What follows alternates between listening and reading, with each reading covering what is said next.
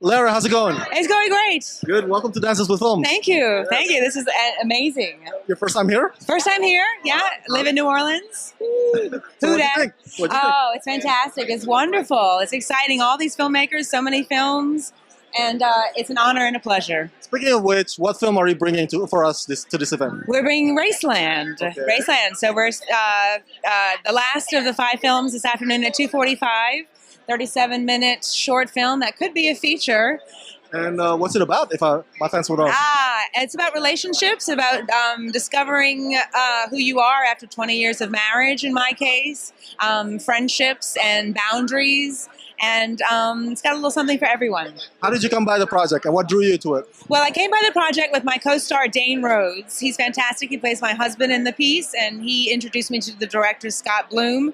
We hit it off immediately, and then began shooting this time last year in about 110-degree heat with 100 degrees humidity in Homa, and we made it happen. Movie magic. So what do you hope the audience will take away from Raceland?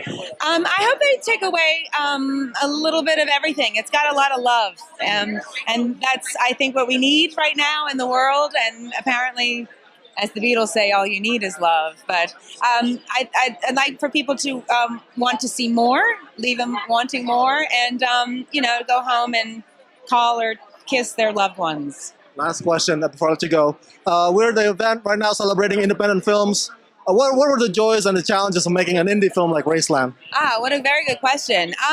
The joy is that when you're doing an indie film that everyone is on the same page and they're working for the same goal, no matter what department that you're in. And the elements can be rough, and the weather can not agree with you, but everyone is just working towards the same goal. And it's sort of like this engine that goes, and when all the pistons are running and it's working, just talking about it, I get goosebumps. I'm very lucky if you get to do it, and I'm very, I have an attitude with gratitude for certain. That is very positive, inspiring as well. Excellent. Thank you so much for your time. My pleasure. Gordon, how's it going? Good. Things Good, are good. good. Excited to be here. Yes, this is your first time Dances with Films? First time Dances with Films. And what's your impression of the event so far? So far, it's been great. It's like a big family here. Everybody's so personal. It's like you've known everybody for a long time. And the quality of the movie so far has been amazing. So now you're bringing to us Raceland. Can you talk to me about what Raceland's about? Yeah, Raceland, in American men tend to express themselves through competition and a fist bump or a dap, and at the same time there's these very deep relationships that people have. There's familial love and there's bromance and all kinds of stuff, but in deep down dark Louisiana, what happens when two lifelong friends who have a lifelong bromance all of a sudden decide to explore whether it's more than that or not? And this probably happens more often than we think, but it really is an interesting exercise in terms of examining male friendships and how close people get. The love is intense.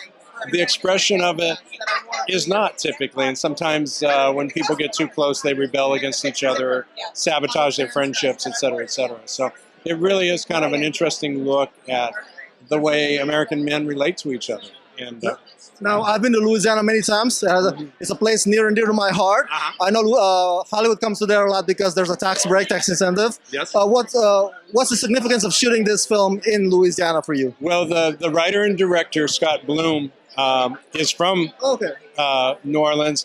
For me, if I didn't live in Los Angeles, I'd probably live in New Orleans. To me, it's a passionate, wonderful, funky city that I feel really comfortable in. Plus, I love baked oysters, and it's like the best place on earth to get them. And the food's amazing, and people are great.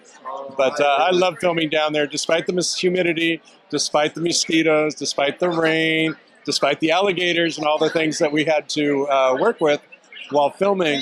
It was a joy to be there every single day. Well, those elements that you just mentioned, that's endearing element. Those are endearing elements. I love that about Louisiana. Absolutely. Thank you so much. And then our whole cast was from Louisiana. Oh, yeah? So we hired locally, and they delivered. Hey, Scott, how's it going? It's an exciting day. It really is. This is the big kahuna in my world. Now, welcome to Dances with Films. This is your first time here? As a filmmaker, yes. I've been here a number of times. My director of photography has been involved with a number of films that have appeared here. So it's just always been kind of a big goal of mine to bring my very first narrative feature short to Dances with Films, because it's a huge deal to me. I know, Raceland, and it's shot in one of my favorite places on earth, Louisiana, correct? Yeah, we shot for 6 days in the bayous of Louisiana, Houma, Louisiana, Raceland, Louisiana, to a very warm and very receptive group of folks down there. And Literally warm. yeah, well, yeah, it was pretty sweaty, plus the alligator. That's right. But I'm from the South originally, and I love writing stories about the South. And I'm a kind of a stickler for authenticity, so almost all of our crew and all of our cast come from the Louisiana area. It was like walking into a family. You know, like these are people who all knew each other, and they welcomed us with open arms. And I think we made a really great film because of that. Now, I've read the synopsis, but for my fans, can you a bit about what the movie's about, and also what's the inspiration behind it? What's the inspiration behind the story? Well, the inspiration was a couple of years ago when I started writing it. Was the subject of toxic masculinity had started to bubble to the surface, and I really was wondering, like, where does that come from? Where does that sort of anger in men come from? I spent an awful lot of time in 12-step meetings, and so I know that when men are in safe spaces, they have all these feelings down deep inside, but they're just afraid to say them out loud or say them in places where they feel like they might be judged. And so I wanted to write a film about men who have feelings towards one another that may be unusual, maybe difficult to understand, and because it's the South, also about family and friendship and how important that is. And so it's like these two men's journey is made possible because their friendship means more to them than anything else in the world. Now, last question before I let you go. What's your advice for aspiring filmmakers out there, independent filmmakers and independent artists out there? If you've got a story, go out and make them, because this movie came about because I got a little tired of waiting for Hollywood to say it was okay to make my movies.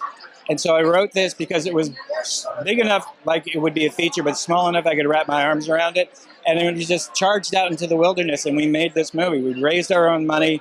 We made our own connections. And if you've got a story that you think is important, then somebody else out there is going to think it's important too, and you should just go out and do whatever you can, one thing every day, toward making your movie. It's very important. Very empowering. Thank you so much, sir, for your time. Thank you. Hey, Steve Buckner, how's it going? All right, how are you doing today? Good. And you are a composer. I am a film composer for the film Raceland. Yes, you are among my favorite people, composers. I love them. Thank you. We go through a lot now. So what is it about the project that made you say that I want to be involved with this? Well, I met Scott at an event, and we worked together on a prior project. And so he asked me to write the film music for Raceland, and that's how we got it together. And so can you talk a bit about the process, like what kind of influence, what kind of music style can we hear in this movie, Raceland? You're going to hear like very spiritual, heart music that's supposed to hit your soul.